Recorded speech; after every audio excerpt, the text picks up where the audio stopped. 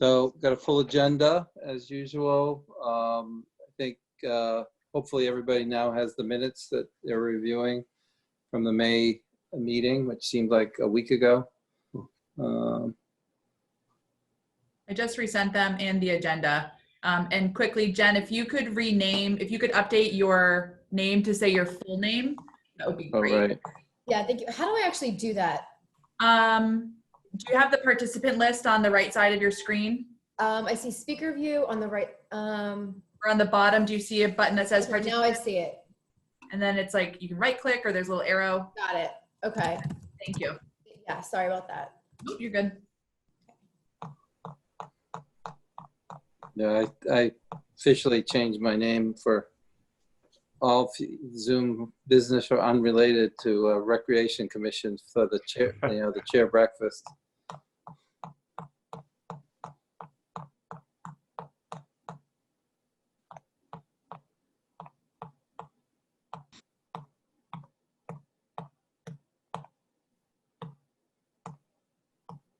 Let me know when everybody's had a chance to review it and any questions or edits.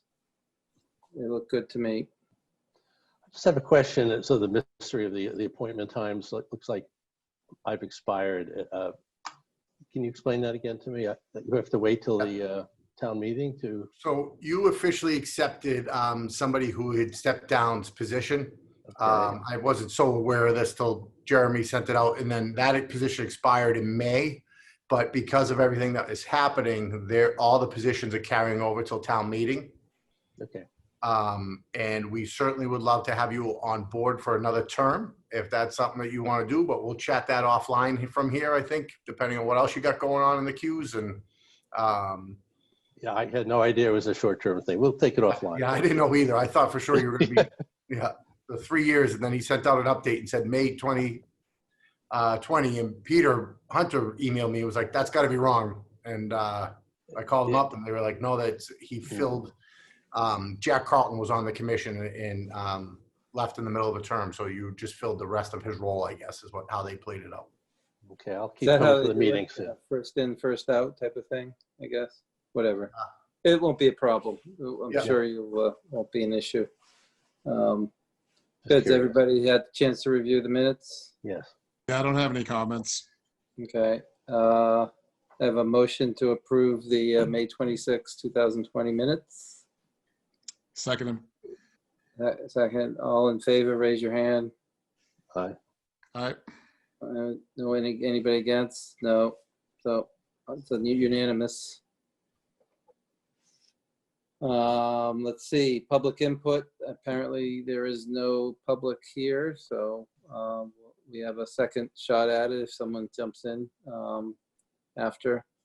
We just reviewed the terms, so I don't think there's anything to discuss there. Department updates, Ryan? Good. So in the last meeting, how we left is what we really wanted to do today was kind of lay out what our reopen plans are to you guys to be able to get some good input.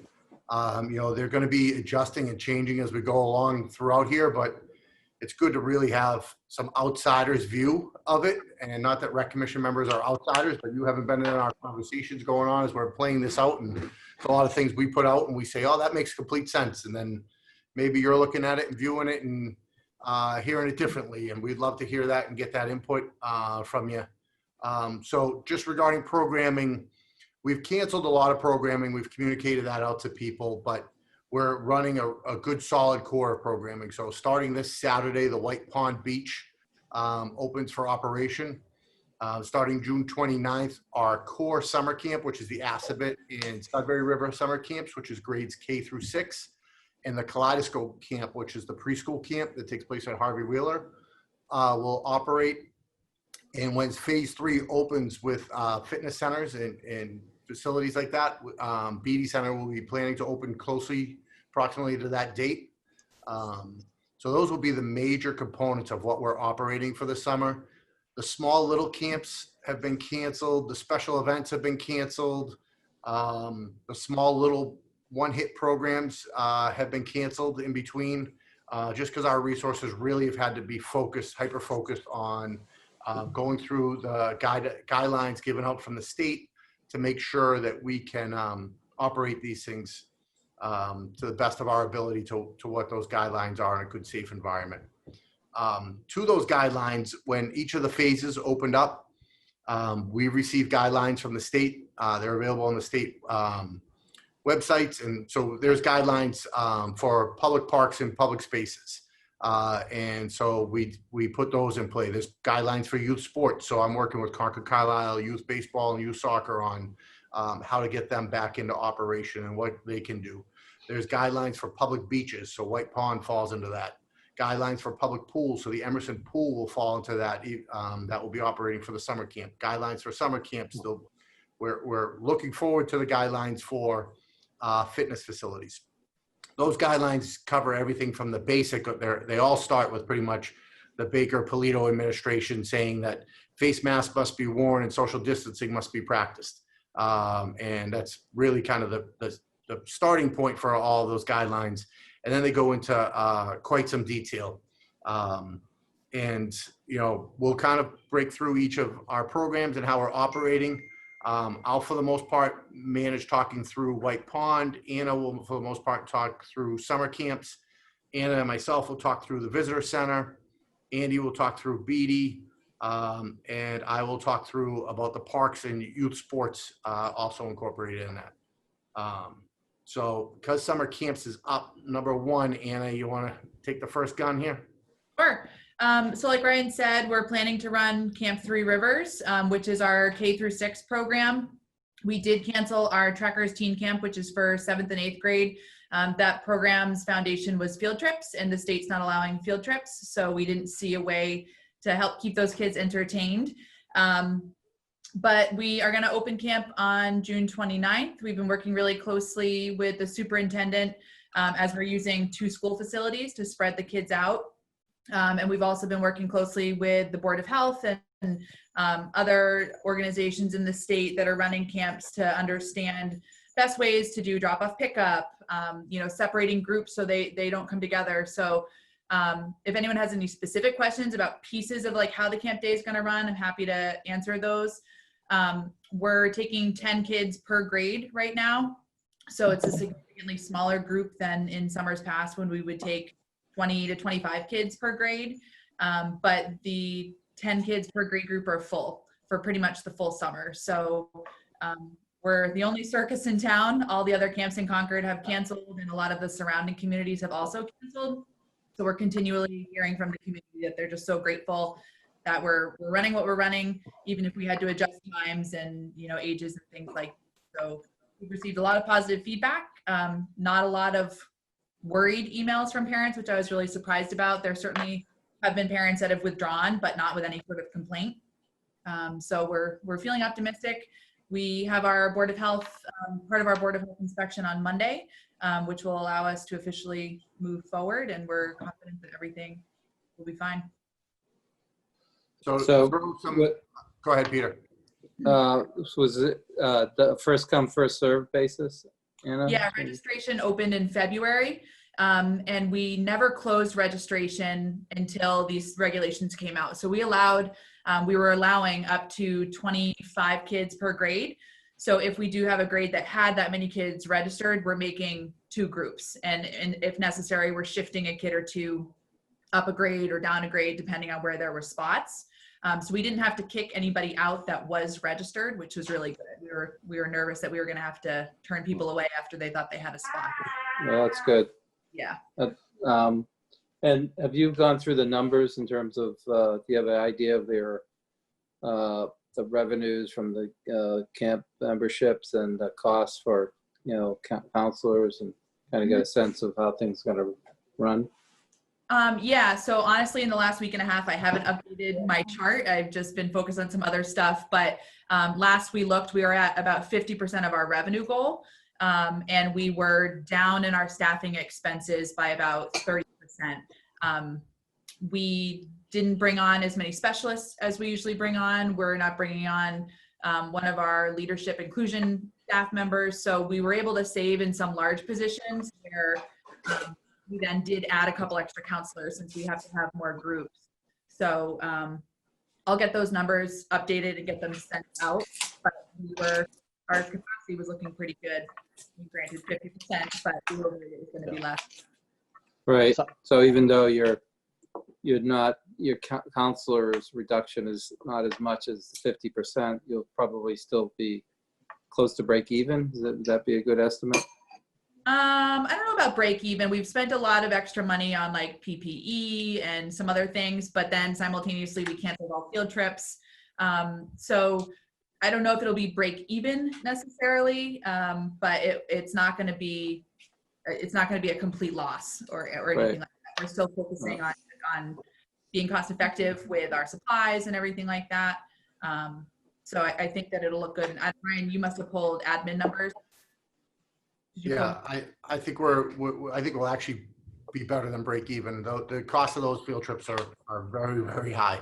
And we're not running any field trips in there. Anna, what are the total numbers that you have between K through 6 per week? Like what we can take or what we have? How many we have? So I want to. I don't have the numbers from today, but if all of our groups were filled, that would be about 90 kindergartens got 2 groups, so 100 kids. Yep. And we're typically doing in that camp about 150 kids. Yeah, 150 some weeks, 175-ish. So I have a couple of questions.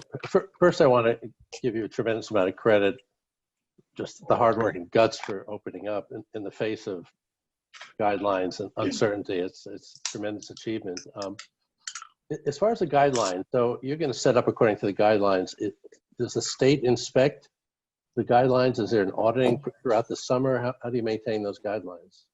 So the state doesn't come in and do any sort of formal like COVID preparedness inspection. The Board of Health in some capacity can look at those sorts of plans and make recommendations, but even the Board of Health has told us that their focus is on the regular camp code and the regular camp requirements. So they're not necessarily looking right at our COVID plans, but the state is very blatant about you must follow these plans if you plan to open, and presumably if you opened and didn't have those plans in place and something happened, there would be repercussions because CDC and everybody gets involved as if COVID cases do come up. Yeah, what Board of Health told us, Paul, was that you have to have a COVID plan. You have to publicize that COVID plan to your participants. And then for the most part, participants are going to be reporting if they believe someone isn't following their COVID plan.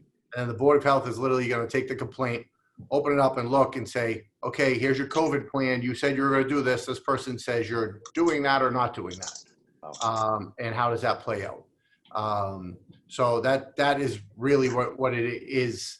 And again, it's very gray because it's guidelines versus mandates. We've for the most part carried them as mandates because, I think that's, why leave a gray area in between there? I think some people are saying, this way or that way, but we use those guidelines as that's how we're going to make our decisions. Then that's going to make it easier for us.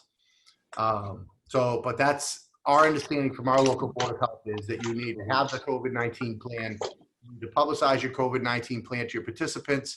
And then for the most part, they're anticipating that calls would go either to the state or local level Board of Health of people complaining that, Concord Recreation isn't, a COVID-19 friendly location. And well, what's the issue? Well, the kids aren't wearing masks when they're out in the playground. So they'll put up the COVID-19 plan and they're going to see if we say that kids are supposed to be wearing the mask when they're on the playground. And that's how it's going to be an interesting summer. Yeah. Is this just outdoors? Rain or shine? What is the?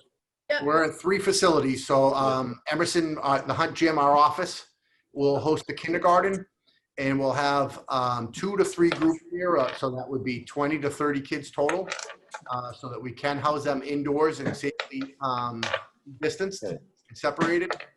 Alcott School is grades 1 and 2. And we'll have 4 or 5 groups there, which is 40 to 50 kids. And we have 5 classrooms there. So we'll have the ability to spread those 10 kids into each classroom if it's a rain situation. But and then at the high school, we're fortunate. We pretty much got the whole third floor of the high school. They were great to us there. That's grades 3 through 6. That's going to be roughly 40 to 50 kids as well. So 4 or 5 groups, and they each would have their own classroom spacing. Certainly, I think what we're looking at for programming is to be outdoors as much as we can. Sure. The advantage of our 3 indoor locations that are all air conditioned. So if kids are wearing masks indoors in those situations, it's going to be a little bit more comfortable to be able to do so. So, you know, we're more often than not, camps aren't in an air conditioned location. So I think when we're indoors and we have to wear the mask, it will at least be, not that it's going to be easy to have kids to have masks on, but it's going to be a little more easier and more comfortable for them to do so. So the guidelines are just masks, just indoors, no masks outdoors, or is it optional? Guidelines are mask when social distancing isn't possible. Okay. I have a quick question. Does the state provide any guidance on what to do if there's a COVID positive student or instructor or nurse that needs to close for a week and then possible, you know, lost revenue or what's the approach? Do you want it, Ann, or you want me to take it? So the state does have all those sorts of requirements that you have to have a plan in place. They don't necessarily tell you how to do it, but there are specifics if a child is diagnosed with a COVID positive test versus if that child's parent was diagnosed with a COVID positive test. So it kind of depends on is symptomatic or positive person. So if it's the parent of a child, then that child has to quarantine, can't come back to camp. The group is notified, but the group can continue to run. If it's the child that gets the positive test, either then or at a later date, then again, the whole group is notified and the whole group would quarantine. We'd close that cohort, clean that space, and move forward from there. So it kind of depends on the distance from the It might camp. be good, you know, for the commission to just have a copy of those rules, just so that we know, you know, if we're asked by people around, you know, what we're doing, so that we can just have them. That'd be great. But yeah, I mean, you guys are, you know, leading the pack in the town, obviously, and doing this is great. I think it's a great service to the town. There are definitely parents that are probably very appreciative of you guys opening up and doing what you're doing. And yeah, I would not be surprised if it's a great success, and that's good news. Just the other thing I just wanted to throw in, we hired an additional nurse. We're not required to have a nurse, but we've always had a nurse. And then we hired a second nurse for the summer. We thought that would be a very beneficial position for us. So we'll have 2 on staff for this summer.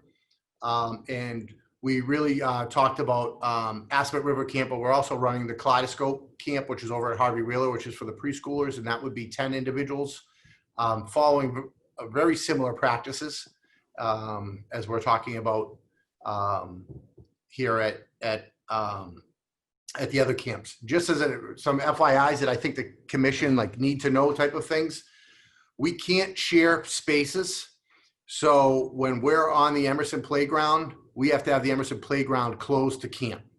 So the Emerson playground Monday through Friday will be closed until camp is done at 4 o'clock. So definitely I could see the public not loving that. If you show up with your family and you're ready to come out and use the Emerson playground, where we've always shared it with them before in the past. But the guidelines are strictly written that we cannot be sharing spaces. Additionally, the Hunt building is closed during the summer camp operation. And typically the public comes in and uses the restrooms at the Hunt building. We did go out and rented 3 porta potties to put right outside the Hunt building so that they'll be available to the public to use, because we knew they'll be knocking on the door. You come with your family, you have to use the facilities. You're used to using the facilities. You get there and we're telling you, no, you can't. And Jen's there with her 3-year-old on the playground. And by the time you're going to the facilities, that's when you need the facilities, right? And so it's, so we did at least put the 3 porta potties out front there. So there'll be some challenges, I think, with the public where they're used to and comfortable with doing certain things that either summer camp has put it in a different situation, or just the COVID responses have put things in a different situation for individuals. Is there additional insurance in any of this that the camp, for the individuals, just normal liability insurance, whatever that is? Yeah, no, we've been following through with our local state Park and Rec Association, and then most of the Massachusetts municipalities are all self-insured through MIA, which is Massachusetts, I don't even know what it stands for, Insurance Association, whatever it represents all of the towns kind of self-insured and coming in. So they're all kind of in the same boat, the ones that are doing it, but there hasn't been any talk about additional insurance for it. What about specific waivers? Did you have to execute, does everybody have to execute one of those before they can go to camp, or is it just your standard liability waiver? They had us add a waiver yesterday, was it? Yes. So yeah, people are signing a special waiver now on our Camp Docs program. And there's also additional new waivers, like we have to have permission to use hand sanitizer and things like that. So those are all added and out there for anyone that's registered. Do you screen the students every morning, like just quickly take their temperature or? Yep. So the way that we'll do it, if you envision pulling into the Alcott school, all the cars will pull up. They'll be stopped near that first small parking lot on the right. 4 or 5 cars will be allowed to pull up at one time. Parents remain in the vehicle with their campers, and everybody has to put a mask on that's in the car. One of our site supervisors will walk over to the driver's side window, and once they confirm that masks are on, the parent puts the window down. We ask if the parent did an at-home screening, which we send out to them before they arrived at camp. They say yes. Then we go through the screening with them. They confirm that they don't have any of the symptoms and their kids don't have the symptoms. They sign a form saying they don't have the symptoms. Then we take that form, the child lets themselves hopefully out of the car, and we escort them to a check-in tent. At the check-in tent, they get a visual observation by another staff person. They get hand sanitizer pumps, and we digitally sign them in, and then they're escorted to their group. They initially did have us doing temperature screenings, and then thankfully updated the regulations so we didn't have to do that. That's every day. Every day. Wow. Yep. And if kids do have a visual at the observation table, if they're like sweaty or fevery or anything like that, they get taken to the nurse's tent where she does an examination and either tells them to go home or allows them to come into camp. But it'll be a slower morning. We've staggered drop-off times. That's important to note too, because parents have kids at all 3 sites. So we're giving ourselves a half hour at each site to get the kids dropped off. So the little kids, Hunt and Alcott, get dropped off between 8:30 a.m. and the kids at the high school are 8:30 to 9 a.m. And then on the pickup time, we had to adjust. So the little kids get picked up between 3:30 and 4, and the older kids get picked up between 4 and 4:30. So is the pool going to be used by only one group, or what's the? Yep, at a time. So each cohort will make their way to the pool, hopefully a couple times a week. So that's a max of 10 kids in the pool. They have to keep socially distanced in the pool. So that's a challenge that we're working out, but we're hopeful that all groups will make it to the pool. They're just going to walk from the sites. The pool in the past has been open on weekends for public use, and that's not happening. We're just open, the pool's just open for summer camp this year. We would certainly hope to get back to that again in the future, but again, just on managing through things, how we were going to manage Emerson Pool and White Pond and all that happening simultaneously was just starting to grow on us. And so we just made a decision to not open the Emerson Pool operation in the summer because the numbers are on the smaller part, and focus our efforts on White Pond there. So the Emerson Pool is only open for the summer camp this year. Yeah, did you say that AM, PM is canceled? I'm not sure, but AM and PM is canceled. We couldn't figure out how to keep the cohorts separate, since you can't guarantee who's going to be at AM or PM. So that was ultimately going to mean that we would have to have our staff there, one staff member from every age group, from 8 a.m. to cover early drop, or 7:30 a.m. to cover early drop. And then one would have to stay every day until 6 o'clock. So it just didn't seem cost effective. We only had about 12 to 15 kids registered for more so extended day than early drop off. And we didn't think it was worth the risk to try and figure that out. We'd rather maximize and perfect the full day and not worry so much about that extra hour in the morning or the afternoon. Well, good luck and amazing logistics planning. Congratulations so far. So in the morning of the 29th. Yeah. I should have opened with this, but I was on a conversation with the superintendent and the town manager last week, and the town manager gave us great credit in saying that he's on his regional calls with other town managers, and most towns, more often than not, towns are canceling their summer camp programs and canceling their swim operations. Sure. And he said right out of the gates, he said, you know, the recreation team came out and said, we're going to make this happen. We're going to put our efforts into this, and we're going to do that. And he said it was clear that, you know, we were putting those efforts forward, and it was clear that the community was responding well to it. So, you know, it was good to hear that on that end. And, you know, we believe that if the state was going to allow it and give us the right guidelines, we were going to put every effort into making it happen and making recreation of value to Concord this summer. So I'll move on to White Pond. In moving on to White Pond, I'll go over a little bit of staffing, which kind of incorporates on all of those.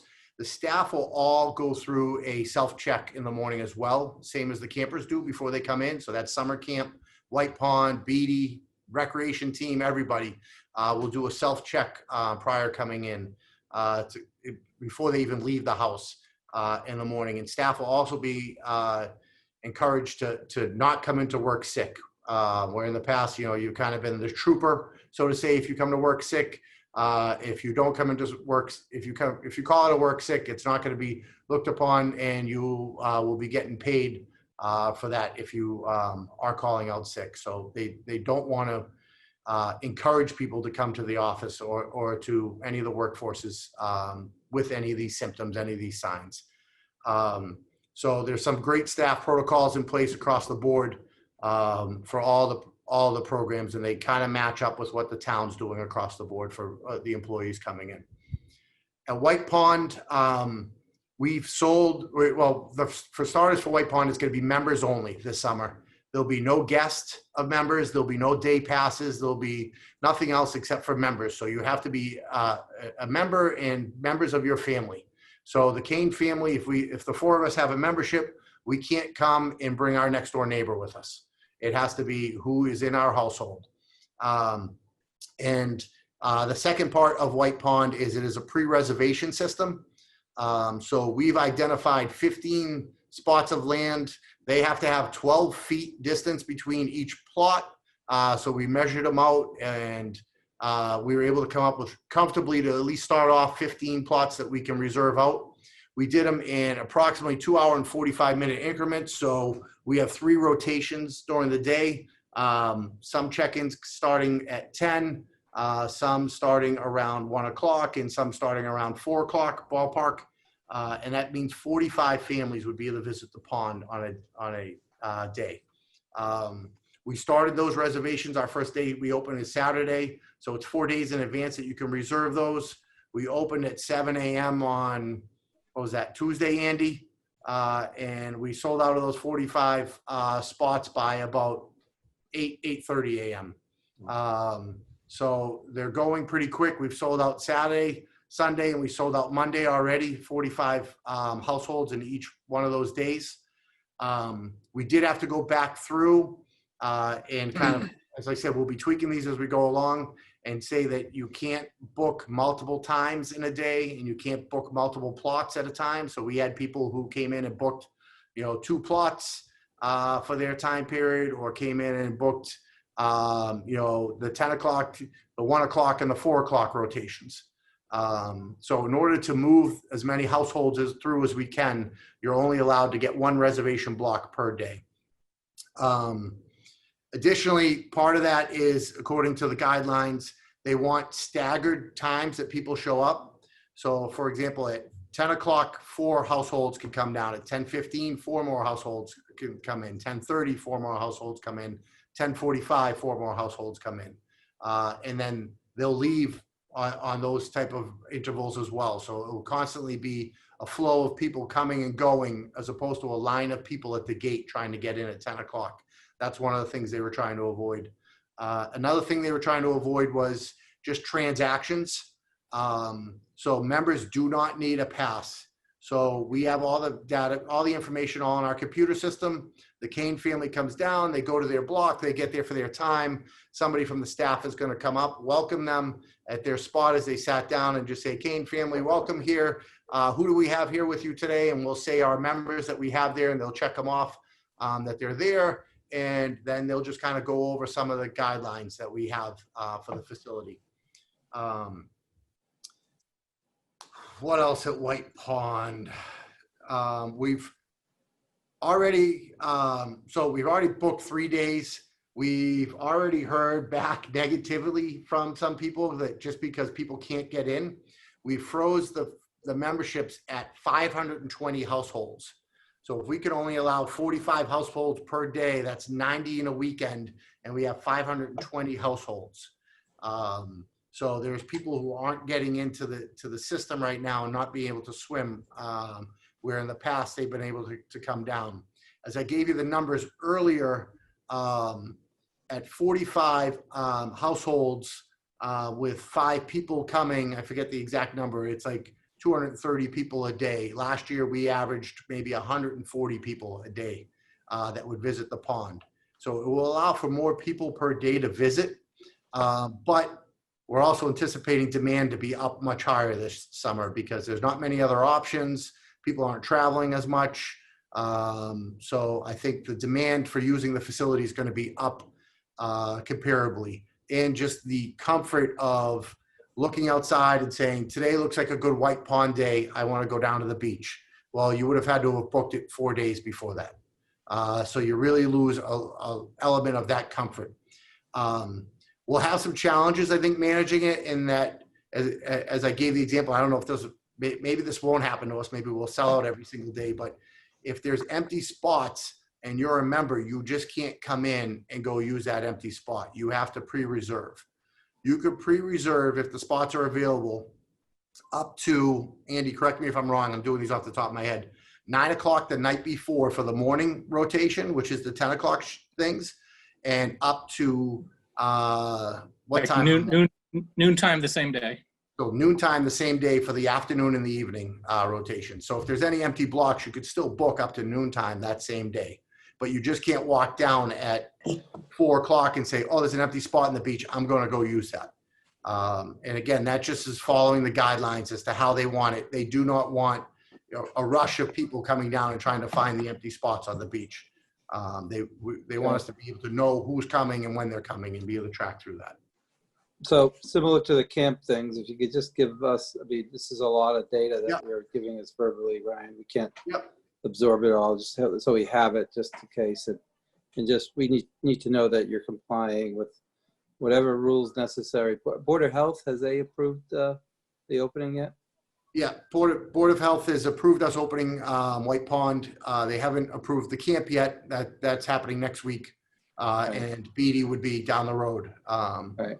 They get their hands full with the restaurants simultaneously. So what I'll do, Peter, is I'll send out an email and I'll attach where the links are on the web pages.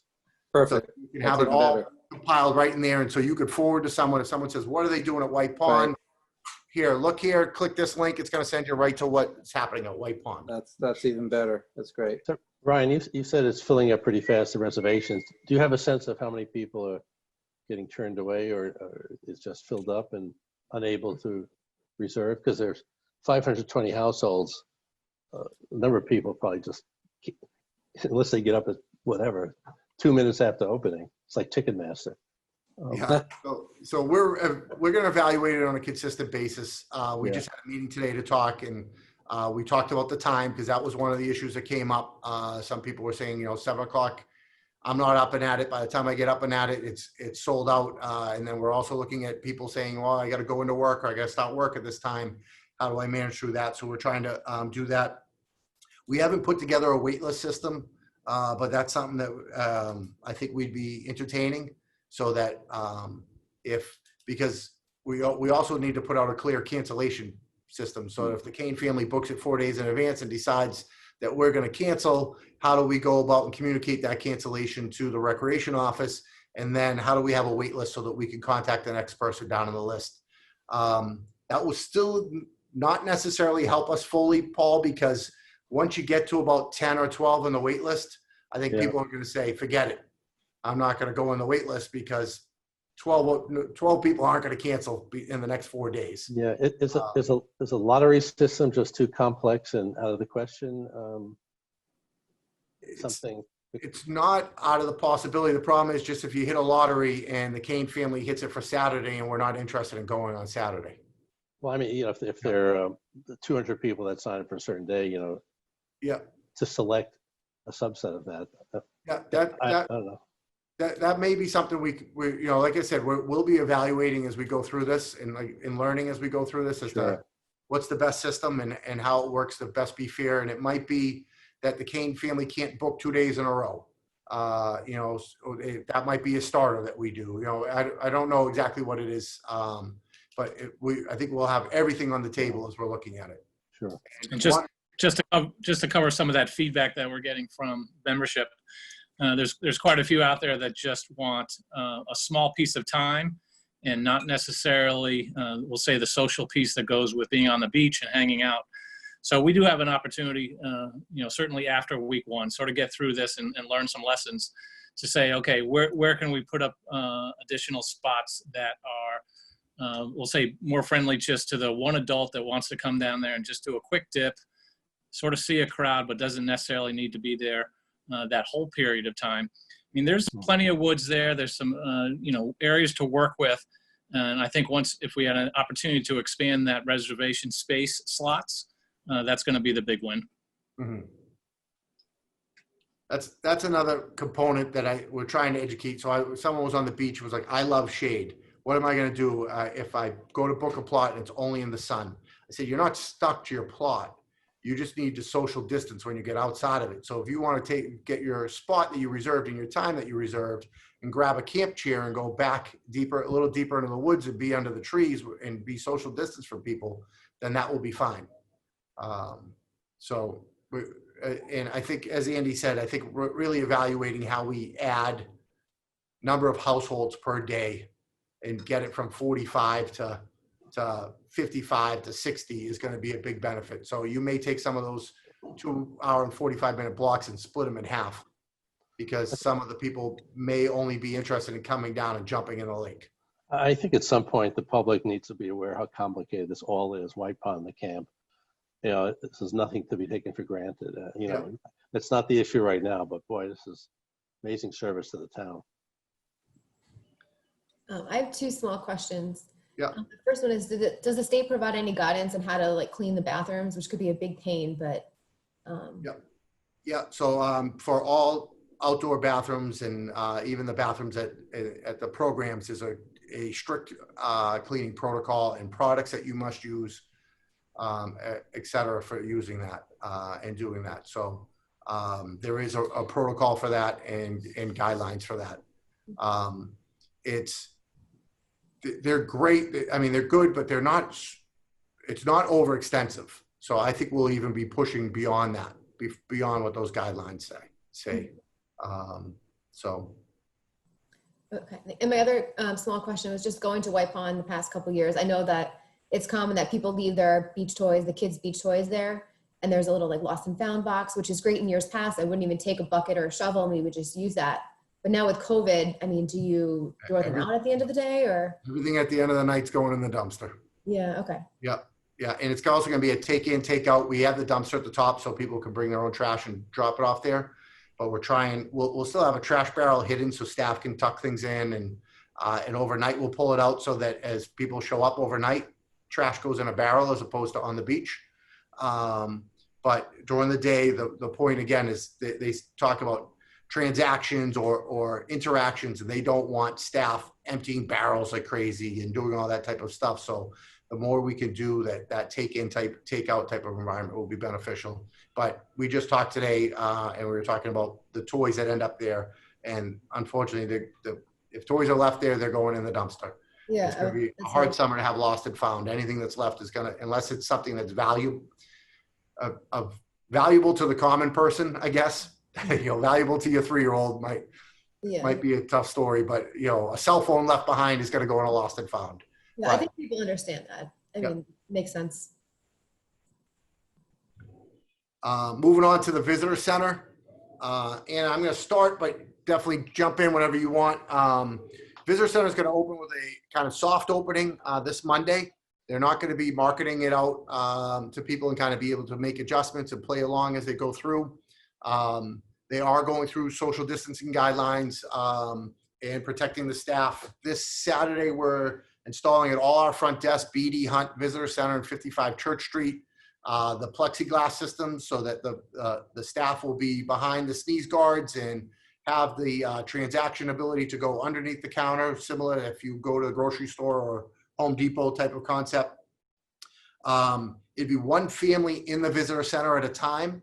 Outside the visitor center, we have the marketings outside that's like wait here and wait here, you know, the 6 foot distancing. And we did kind of set a kiosk up outside so that people can kind of self-serve themselves a little bit better and grab things if they don't want to wait around to get the service from inside the visitor center. The staff will have masks on in the visitor center. The restrooms will be open. They'll be following the restroom protocols for cleaning of the restrooms. Anna, am I missing anything? Oh, we're not doing tours out of the gate. Right. Yeah, we're going to hold off on tours for right now and just see how it goes with people coming in and out. One of the big challenges that Beth's running into right now is 6 out of her 11 staff aren't comfortable coming back. Most of them are in one of the at-risk age groups. And so they're choosing to not come back right now. So she's shifting around a little bit to try and get some shifts covered. We usually do 4-hour shifts. So now we're going to be looking at full day shifts and figuring out how to provide lunch breaks for people. So pros and cons to that. Certainly you get in the flow when you're there for a full day. So that's nice. And a couple of the people that are coming back were people that always wanted to do a full day. So no complaints on anybody's end, but it is just too bad. Some of our regulars who've been there for years won't be coming back right now. Hopefully, you know, maybe later this summer or in the fall if things change, but that's the big stuff. Beth also has been patiently awaiting the renovations at the visitor center. And those are finally well enough done that she can get all of her new merchandise stuff hung up. Her office space will be upstairs in the visitor center when that's completely finalized. So lots of good changes that were going to happen anyways that make a lot of sense now with all of this going on as well, which is good. So there'll be a restroom, things like that. So Beth's been really great.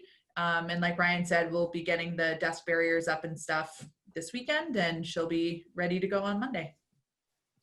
Will she have the list of all of the restaurants that have their open space dining and everything for people to know? Yeah, so Beth's been sitting on, what's it called, Ryan? The Business Task Force in Concord, Economic Vitality. So she's been in touch with pretty much every business in Concord and has supported people best she could throughout this whole process. So yeah, she's very in tune with what's open, what amenities are open at the different historic sites, if any, things like that. So she's really in tune with what the rest of the community is doing. Excellent. Good. Okay. Beatty? Everybody knows more about what's happening with the local businesses than Beth. And Stephen has kind of charged her as we've been going through this as Right. an opportunity for her to kind of jump in and show her value of really working with the local businesses. So now the question is how do I get her to pull her back a little bit as we get moving forward, but we'll figure that Okay. out. Andy, you want to jump on BD Center? Yeah, office staffing has ramped up this past week. Each of us got in the office 2 times, which is twice as much as the week prior. Looking forward to more office access next week. Really important to get eyes on the facility, eyes on each other, all helpful stuff. Still looking at phase 3 from the governor and pending the town manager, an opening date of Monday, June 29th. With that said, we are delaying some of our programming. Aquatics will certainly be a different look with less, no group lessons, we'll say, less opportunities for some programming. But rolling that out a little bit on the late side, July 20th is that date. That's also the date that will go to group exercise, in-person classes. Again, trying to give membership and all a chance to get comfortable into the facility. recognize that some good things are in place. They can safely exercise, go about their business with some of the routines that they've done in the past. Connecting with membership with a MyRec message tonight continues to be, get to your account, check it out, make sure it's accurate, that your email is correct, and that you understand the process. As Ryan shared earlier, the MyRec reservations with White Pond can be challenging. You got to get through it. You got to learn a little bit. So hopefully people can just see that site a little bit more. We've set up a lot of those sites independent for people as we transferred over to membership in January. So some people might have just seen their password come by their way and really don't know much about the area. So we're hopeful that continued messaging over the last couple months will reinforce it's upon us. You really need to understand it well. We're looking to do a little bit more of a formal, the nuts and bolts type of email early next week. And with it set up the 29th, we'll highlight our reduced occupancy in regards to spaces, some of the requirements in regards to reservations and how to go about that. The membership plan currently will, start charging members when they walk in day one, versus the ones that aren't with us will be on pause for a period of time. We don't know if that pause is going to be till September 1 or something, but we certainly want to give people a little bit of time to get comfortable and recognize that we can be an asset for them. If it happens to be the fall, then so be it. We also want to highlight just some of those front desk changes. Ann has been working with the plexiglass vendor. They came our way as well. So optimistic that is a nice reinforcement, positive thing for members and staff. And with that, just different. That front desk has been so social in the past. It's just going to be a different experience for everyone moving forward. But hopefully we can turn it into a positive as well. Just touching on some classes, our online group exercise, we went right out of the gate, or 2 weeks into it with daily signups, and that went okay. We got in front of some people. Our instructors were engaged. It was sort of a little bit of a loss revenue piece. Since we rotated over to a 6-week mini session, 7 out of those 10 classes are running. And with it, we're seeing some positive revenues on that front. So it's not, the bread and butter programming, we'll say, but it certainly establishes us as far as there is options for people. Run with this for a bit. Hopefully we see you in person this summer. If not, it sets us up for hopefully a more robust fall, which starts for us on September 14th when it comes to programming. We also have one of our part-time trainers doing some more personal training online, so more and more people are engaging. So that's been great. We could continue the phone calls from Maureen, which is a star worker in the morning. She has literally touched base with hundreds and hundreds of members, and with it, 99.9 is what her quote was, are positive. Great that they received an outreach that is so personal from Beatty. She's also a great talker, so nice to have her employed with that task. What else on the facilities front? Worth highlighting a bunch of things. We've had 12 vendors plus Compass, our current vendor, tour the facility for our next round of RFP. And with it, Compass is wrapping up their 3-year contract, so we need to go into another bid process. RFP. Pardon me? This is for the cleaning RFP. Yep, sorry about that. Yep. So the world of cleaning is upon us, and with it, those bids are due on June 25th with a start date for that vendor of August 1st.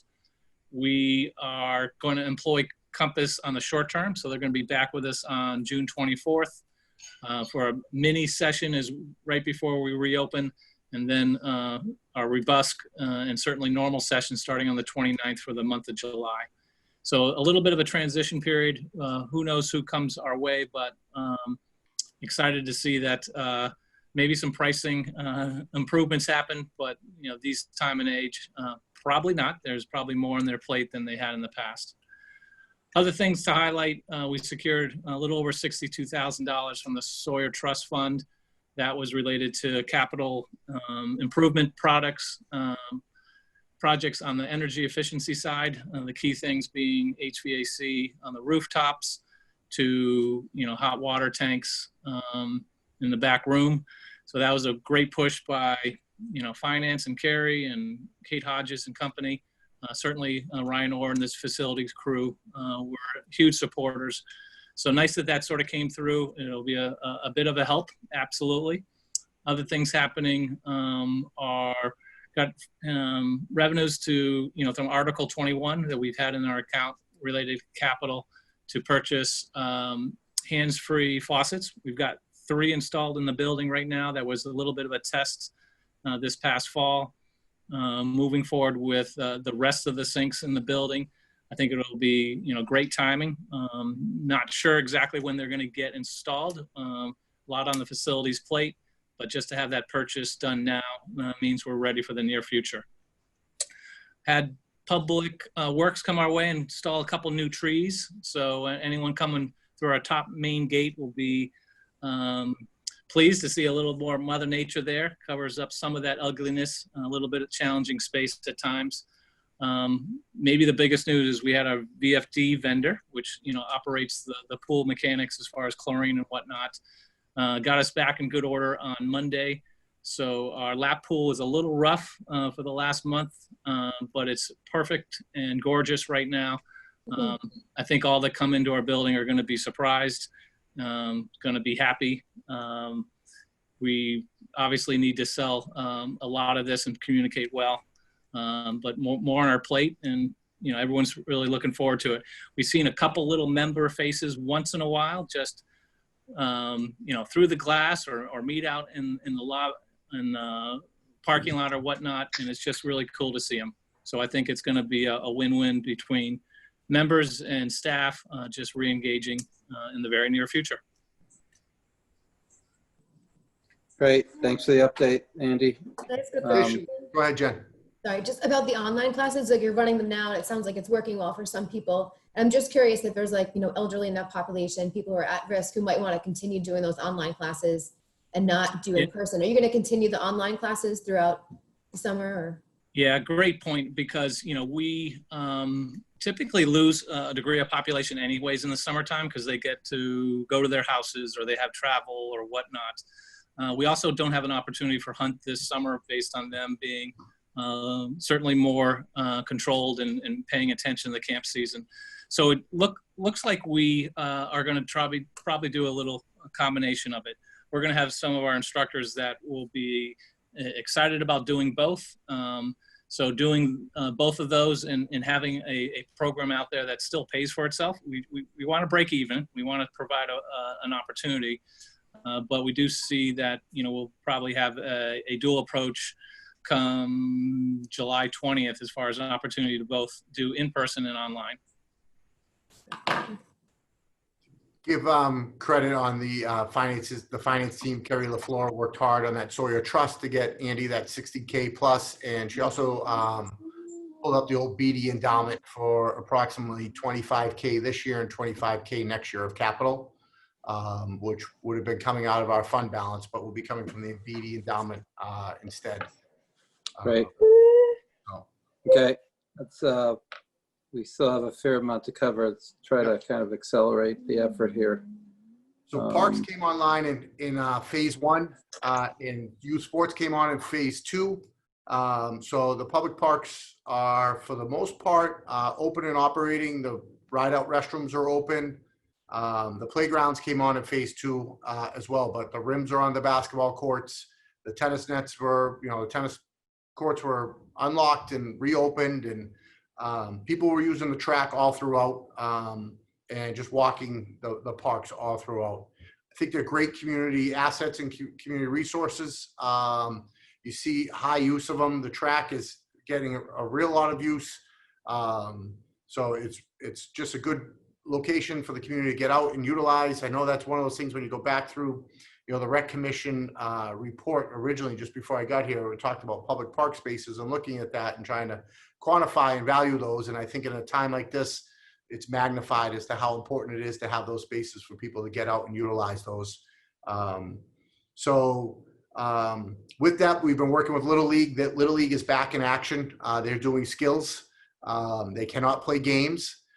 They have tight guidelines as well. So I worked with Phil Gibson, the director of Little League, and they need to be reporting to us, everybody that shows up to the fields. We need to be getting the defined schedule, where in the past I would say Little League has the field on Saturday. I now need to know that Team A is on the field at this time and who's on Team A, and Team B is on the field at this time and who is on Team B. So he's given me a weekly update with a report of their schedule for that. And they have to have a COVID-19 plan in place and posted to their participants as well. Youth soccer has come to us. They're looking to start doing some tryouts type of things. I haven't heard, they were real close. I thought they were going to be starting this week, and I haven't heard back from them, which is making me think they ended up in Carlisle, because they were looking at potentially going to Carlisle to utilize some space there.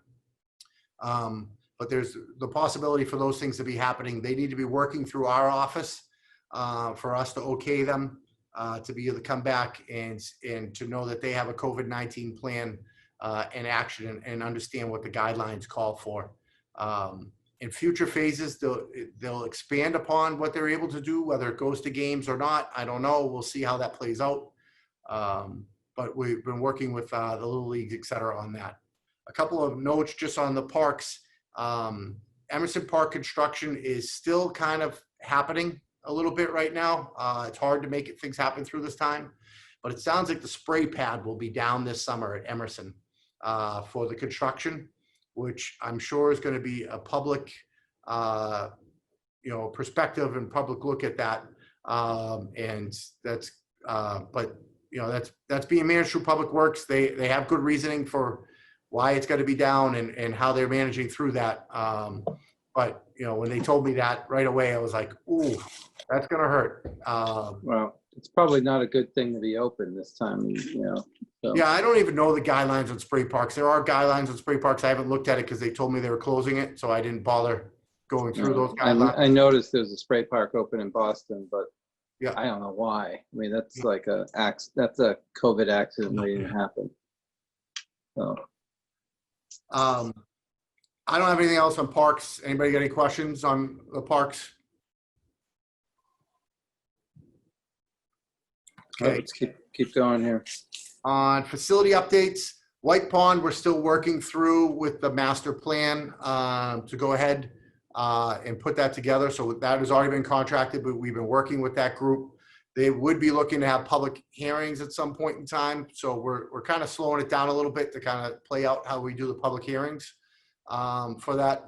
Again, the White Pond work is really talking about ADA accessibility and stormwater management. So when you're talking about the changes at White Pond, it's not going to be anything that's all that grand and fantastic when you look at it.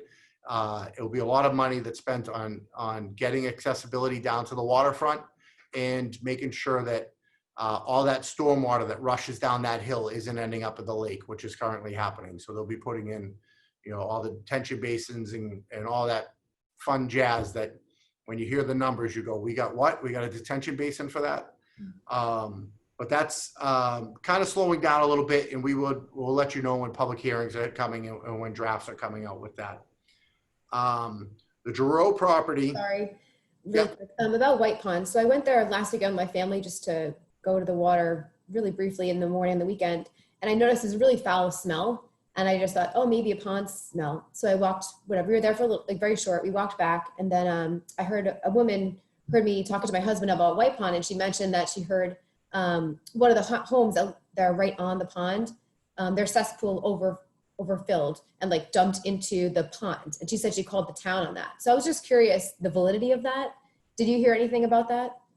I haven't heard anything about it at this time of year. There's a couple things that could typically smell up there. One is the pollen washes up the shore and almost rots away up on the shore. And that it definitely has a nasty smell to it. The other thing that does have the smell to it is the blue-green algae. When the blue-green algae is present in the pond, does have that almost a similar smell to that. I have no idea. There's kind of little infights that happen within the neighbors that are around there about if people are managing their septic systems and not managing their septic systems. And, we'll get a call every once in a while that somebody had a party with 60 people there and how can their septic system manage it? And I'm like, That's not the recreation director's job. I don't know. I haven't heard anything. I don't know if it would come to me unless it came to me as we need to close the beach because, but I will tell you, Jim, we get the beach tested weekly and the test just came back the other day. So they're testing for E. coli, basic bacteria that happen in there, and we're safe and swimmable facility.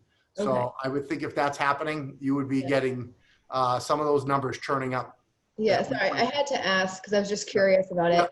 And we didn't get sick, so we were there just for 5 minutes. But Going for us. okay, thank you. Good. So Giroux is a lot closer. Anna, will you be let me share the screen?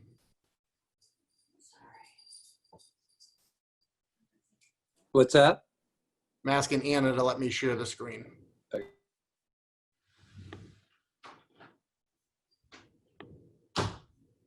I can never figure out how to do that. How do I? Welcome, Casey. AC. Any idea? Ryan, do you remember how I do that? Oh, security. Hold on. Here we go. All right. Are you guys able to see my screen with the Not drill yet. plan? Nope. No. No. Okay. Share screen. How about now? There you go. Looks like it's. Now it's working. Yep. Perfect. All right, so this is where we're at on the Giroux plan. And I just kind of wanted to walk through some of the things that are going on. So, and where we're at financially, I got to find Kate's email to me on this. And I will grab it in a second, but if we have approached or we've been meeting with National Resource Commission and going through, and this is the plan that's gone forward to them.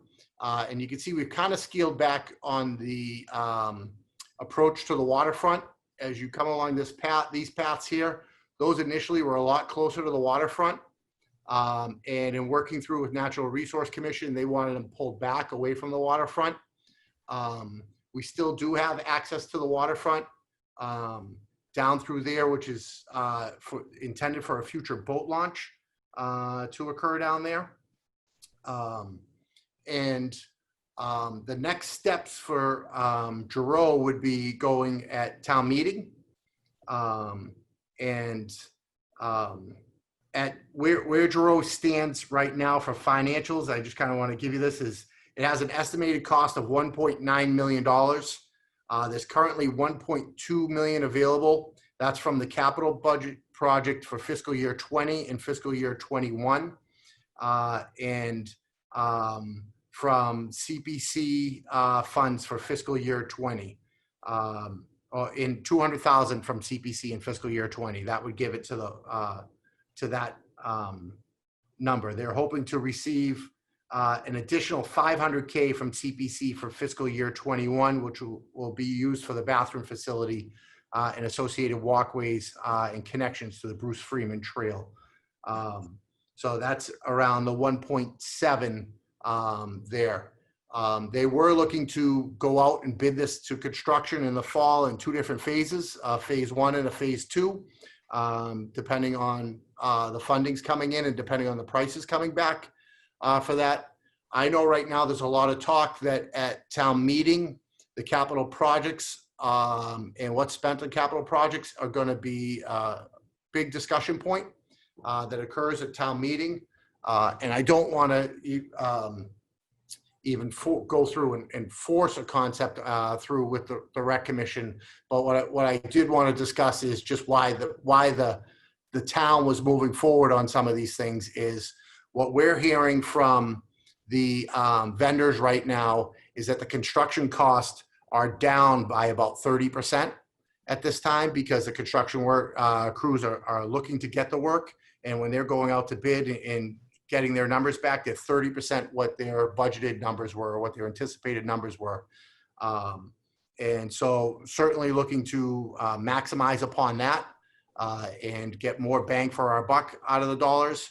And the second component that we're looking forward to moving forward with this is one of the common questions we receive is when will we be able to use Giroux? We bought that property, when will we be able to use that? So I know things have changed, but that's something that I think is a worthwhile conversation at town meeting as to whether the community wants to make this spot up and open and accessible to the community, or right now it is not accessible to the community. And so we're sitting on a town resource that isn't accessible. And so I don't know, and I just, something we want to talk, show to the commission, want you guys to feel out. I think we have time before town meeting to really decide if we wanted to put a statement together on this or not. But I want to at least start the conversation here with you today. I'm also going to have a conversation on July 1st with the West Concord Advisory Committee to show them this again. They've seen this before, but just talk about that we anticipate this coming up as or capital projects as a whole coming up as contested projects at the town meeting. So, I wanted to show this. I wanted to give you some availability to look at it. Also ask any questions about the Giroux facility.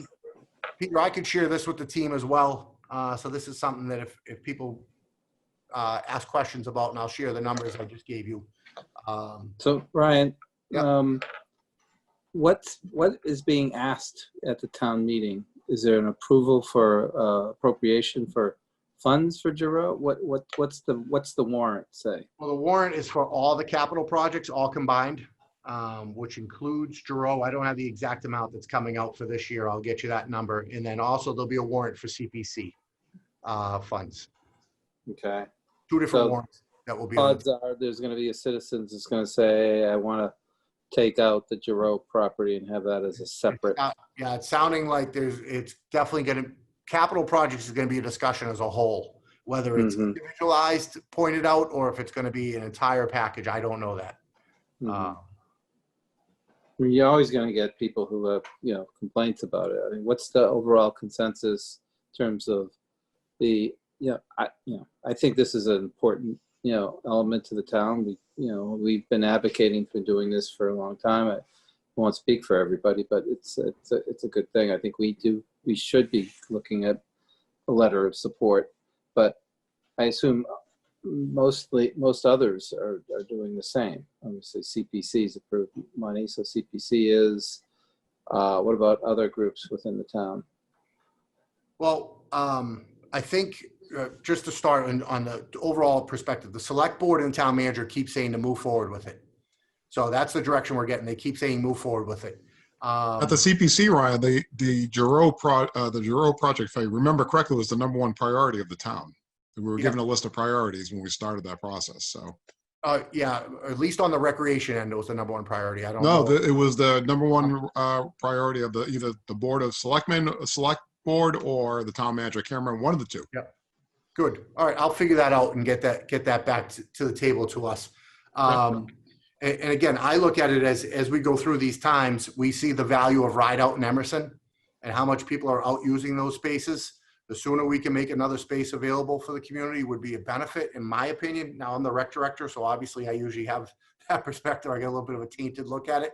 But I think there's a huge value to it. There definitely is like I said, a group looking at capital projects as a whole. And so White Pond, Giroux, Emerson Park, as they look through all of them, I think I don't know if they'll be isolated, Peter, and I don't know if we'll know till the night of. They might pull up on a question on the warrant and say they want to remove Giroux out of capital projects. So That's how it usually works. Yeah. I've seen that happen before. So but they have to get the appropriate votes to do that. Yeah.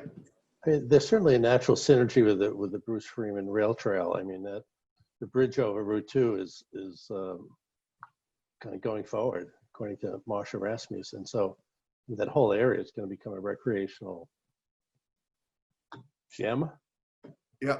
It really is. So really makes sense to move forward with that kind of synergy, I think. So I think what I can do is get you more information in between. Does anybody know when town meeting is? I forget it right now off the top of my head. It's bounced around so many times. sometime in September. Yeah. We have time. I think it's in September.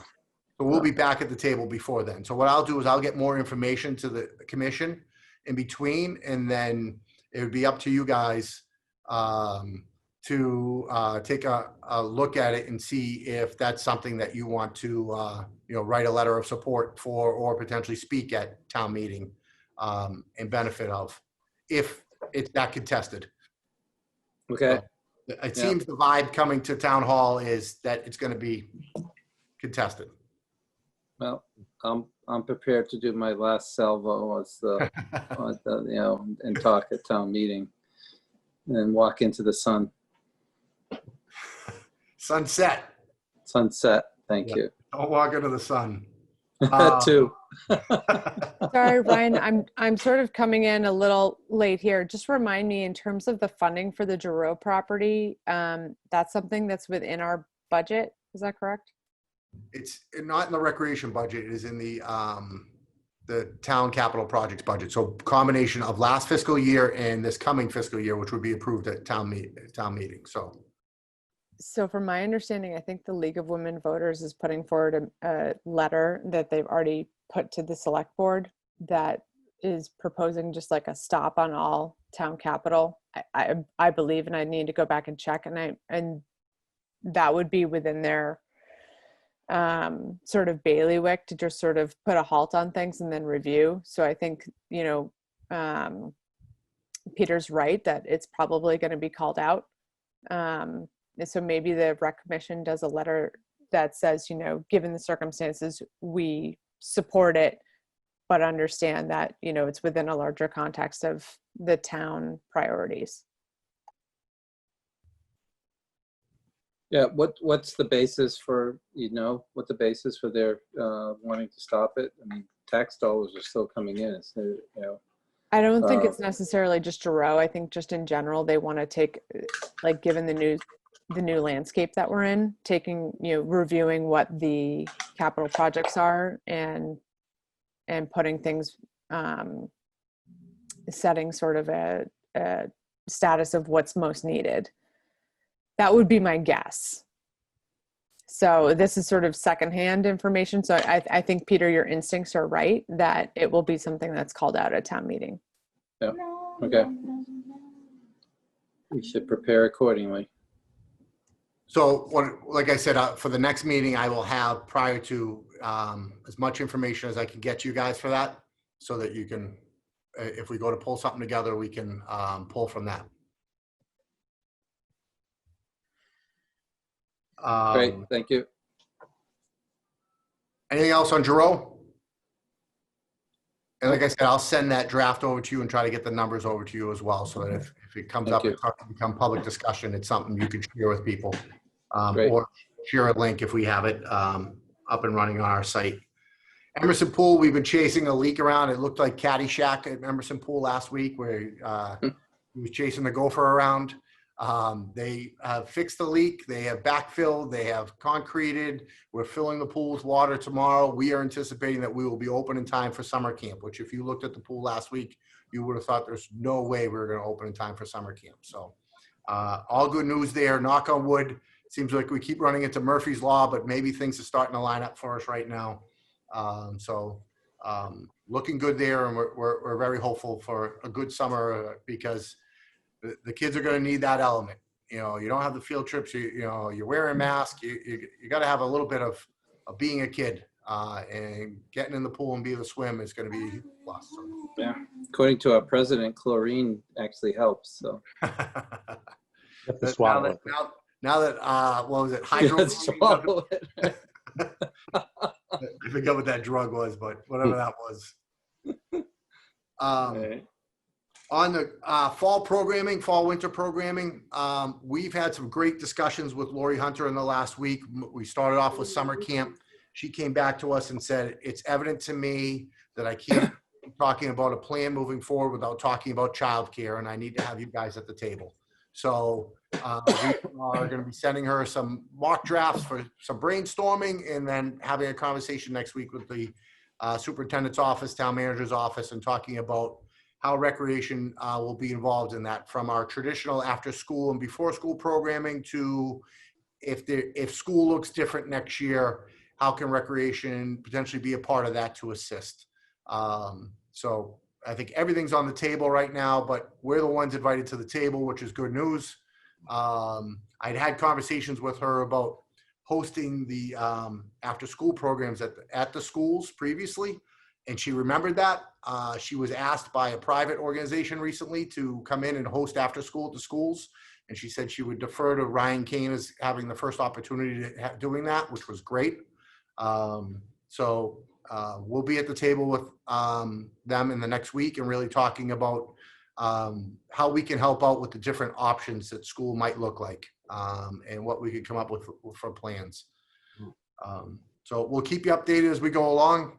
But that was one of those I said in the beginning that I could almost see rec going one of two different ways. Like, I don't think basketball and skiing are going to be the same as we move forward, but the childcare model might blow up on us in the next year, because it's just going to be so different and so hard for some households to be able to find somebody if their kid's at school every other day, who's watching their kid every other day. So we'll see how it plays out, and I'll just keep you updated as we go through.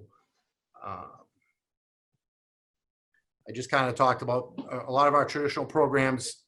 We're going to, I think right now we're putting together our fall winter brochure as is, but we got to really take a hard look at what are our alternatives, because, we're not just, I don't want to not put ski out there and not think about potentially taking ski registrations down the road. But at the same time, it's not looking like ski is going to happen in the winter. So what other alternatives can we be offering for people so that we're not just canceling and not providing things?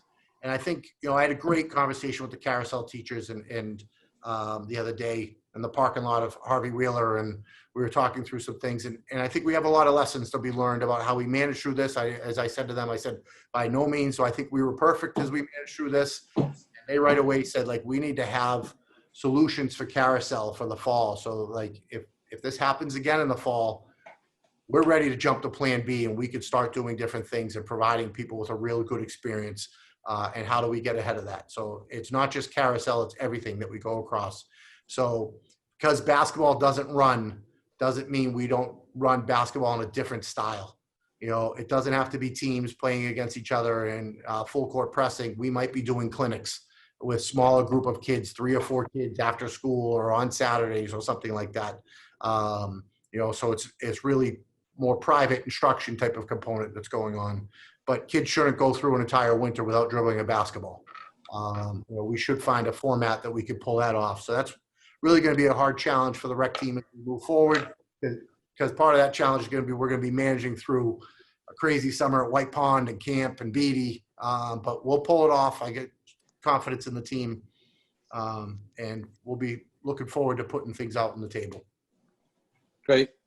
Excellent. Obviously, we'll be talking about those as the meetings going forward as we approach those times. But okay, excellent. Reports from liaisons. Linda's not on the call, I assume. FYI, at the chair breakfast, I indicated, all the things that we just discussed. Ryan, Linda was on the call, chair breakfast call, and I did mention that we voiced our concern about why we have to pay the town transfers, and that, we want that to be appealed to the town select board and manager. So we'll see where that goes. CPC, Paul? Yeah. We had our last meeting, I think, Tuesday night, which is why I couldn't meet here on Tuesday. And this topic of funding of the parks projects has come up, and I'm not really privy yet. I know the chairman's been sending letters of support to all of the projects that we approved, but I think there's definitely some pushback on some of the things that we approved money for. But I don't have any details. So just that, I wish I could build on what you guys were talking about earlier, but I don't really know yet what's going on. So I know we reaffirmed as a committee, we reaffirmed our support for all the things that we approved for this most recent fiscal year. And I know that the chairman, John Kratzley, has gone to the FinCom and the select board with that position that we have, but I don't know where it's going from there. I really don't know where the pressure's coming from exactly. It's kind of going on offline. So that's the update from the CPC. Okay. Thanks, Paul. In terms of any other updates, we don't have any public input, I guess, or old business we want to talk about next meeting. My gut, Peter, would be to change it a little bit and do it in early August, because the superintendent said she's going to be releasing her plans July 31st. I'm hoping we're a little privy to those plans prior to that, but I don't know if we'd be releasing what we're doing prior to her releasing what she's doing, because it might let the cat out of the bag. So I'm almost thinking we wait till she releases. Casey, correct me if I'm wrong. Is that when she plans to release, or is that when the task force ends, July 31st? You're on mute. You're the one. Sorry. That's a good question. So my guess is that that's when the task force ends, and you might want to coordinate directly with her. Okay. So I don't necessarily know. That's a good question, because some of the things may be in place before then. And Ryan, are you guys on any of the working groups, or is she just working with you sort of sidebar? Just working with us sidebar. Okay. Yeah, so that's a hard gauge, Peter. I think she would probably wait to release everything till the task force are done. But that's late. I mean, to tell parents that on August 1st, what they're going to be doing at the end of August. So do we want to do like August 11th? That makes sure that we, by August 11th. That'd be preferred for me anyway. So I'm on vacation the week before, so. Okay. So August 11th. School year should be out. We should know what's happening with that. We'll be able to prepare for town meeting September. And that would also give us time if we felt we need to meet again before the town meeting. Yep. We all of a sudden see that it's a big hot button and things are going crazy, and we feel like that it's worthwhile to have another meeting before town meeting, then we could do so. Does that sound good to everybody? Works for me. Yep. Good. August 11th, 7 p.m. again. Yep. And I'm sure it's going to be a Zoom again. Yep.